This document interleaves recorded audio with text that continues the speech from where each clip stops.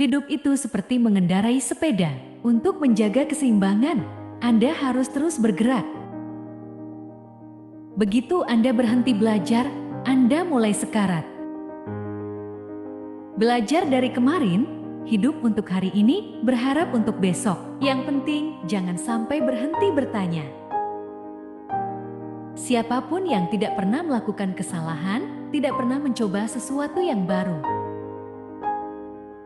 Janganlah mencoba menjadi orang sukses, jadilah orang yang bernilai. Nalar hanya akan membawa Anda dari A menuju B, namun imajinasi mampu membawa Anda dari A kemanapun. Imajinasi lebih penting daripada pengetahuan.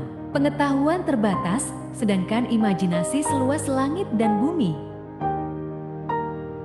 Banyak hal mungkin datang kepada mereka yang menunggu, tetapi hanya hal-hal yang disisakan oleh mereka yang bekerja keras. Hidup yang berharga adalah hidup yang dapat memberikan kehidupannya kepada orang lain.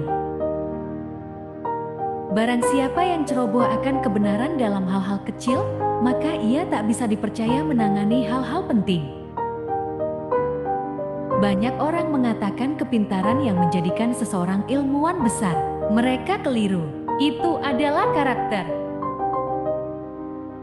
Apa yang saya saksikan di alam adalah sebuah tatanan agung yang tidak dapat kita pahami dengan sangat tidak menyeluruh, dan hal itu sudah semestinya menjadikan seseorang yang senantiasa berpikir dilingkupi perasaan rendah hati.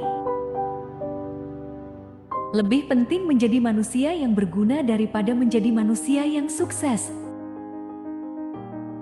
Jika fakta tidak sesuai dengan teori, rubahlah faktanya. Saya berpikir dan berpikir untuk berbulan-bulan dan bertahun-tahun.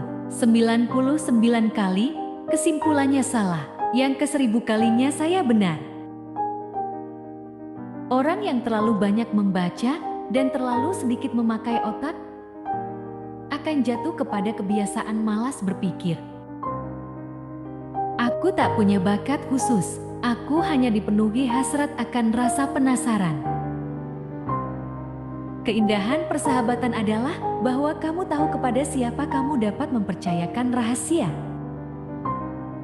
Kebahagiaan dalam melihat dan memahami merupakan anugerah terindah alam. Perdamaian tidak dapat dijaga dengan kekuatan. Hal itu hanya dapat diraih dengan pengertian. Hal yang paling indah yang dapat kita alami adalah kemisteriusan. Ini adalah sumber semua seni nyata dan ilmu pengetahuan. Yang benar-benar menarik bagi saya adalah, apakah Tuhan punya pilihan dalam penciptaan dunia? Ada dua cara untuk menjalani hidup Anda.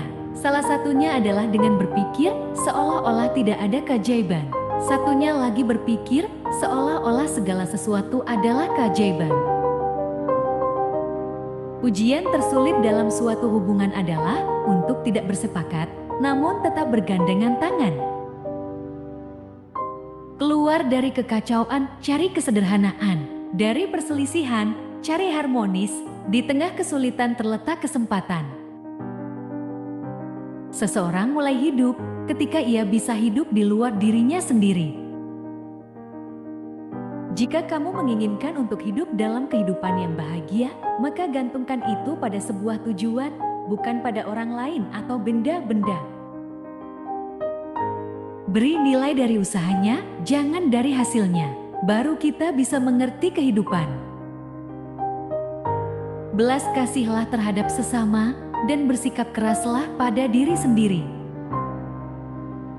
Usaha pencarian kebenaran dan keindahan merupakan kegiatan yang memberi peluang bagi kita untuk menjadi kanak-kanak sepanjang hayat. Imajinasi Anda adalah wahana dari atraksi kehidupan Anda di masa mendatang. Hidup untuk orang lain adalah kehidupan yang berharga. Ilmu pengetahuan adalah sesuatu yang luar biasa. Seandainya seseorang tidak harus menghabiskan hidupnya terhadap hal tersebut. Ilmu pengetahuan tanpa agama adalah pincang. Agama tanpa ilmu adalah buta.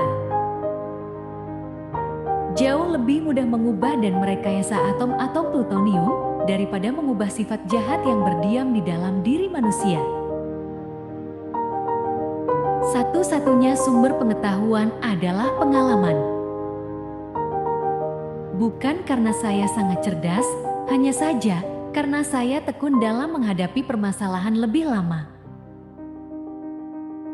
Aku tak punya bakat khusus, aku hanya dipenuhi hasrat akan rasa penasaran.